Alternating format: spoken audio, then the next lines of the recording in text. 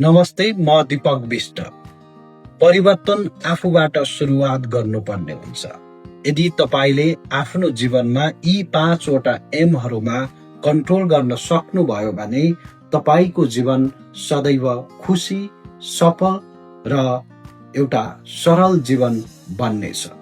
Number 1 मा छ mouth. तपाईको बोलीले कुनै सम्बन्ध बिगार्ने, त्यो सम्बन्ध सुधार्ने, त्यो कुरामा भर पर्ने हुन्छ। त्यसैले सदैव बोल्नुभन्दा अगाडि सोचेर बोलौ। नम्बर 2 मा छ तपाईको माइन्ड। सदैव सकारात्मक सोचौं। सबैका लागि सकारात्मक सोच्ने बानी बसालौं। यदि अरूका लागि सकारात्मक सोच्न सकिँदैन भने नराम्रो पनि नसोचौं। स्वयं आफ्ना लागि मात्र सोच्ने गरौं। नम्बर 3 मा छ मुड। भनिन्छ नि, सुखमा मात्तिने, दुःखमा आत्तिने। यो कुरालाई छोडौ।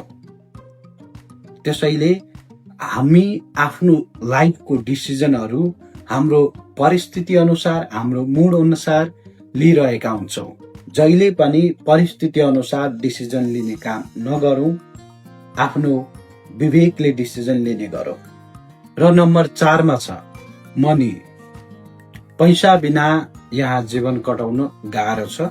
मनी इज एभ्रिथिङ भन्ने व्यक्तिहरू पनि भेट्नुहुन्छ। त्यसैले पैसा कमाऊ, पैसा बचाऊ र त्यो पैसालाई सही ठाउँमा लगानी लगाएर पैसालाई कसरी चलाउन सकिन्छ र पैसालाई कमाउनु सँगसँगै पैसा चलाउन सिक्नुपर्ने हुन्छ। र नम्बर 5 मा छ म्यानर।